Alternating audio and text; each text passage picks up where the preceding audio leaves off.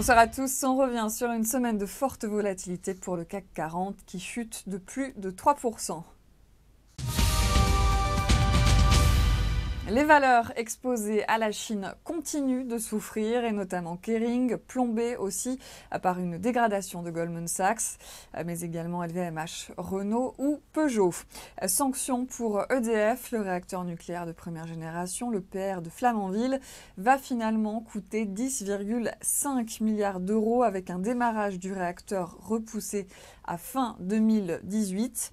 Et puis Iliad aussi a subi des dégagements après la publication de ses comptes semestriels. C'était lundi. Grosse semaine à l'inverse pour Air France KLM après son récent passage à vide avec plusieurs annonces dont la possible création d'un réseau long courrier low cost.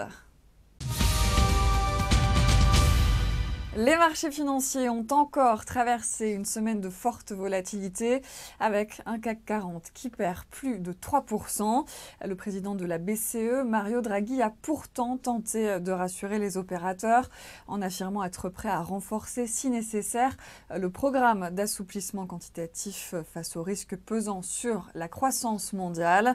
Les investisseurs sont en effet de plus en plus inquiets par l'économie chinoise et le ralentissement de l'emploi aux États-Unis pourrait par ailleurs inciter la Fed à retarder la hausse de ses taux.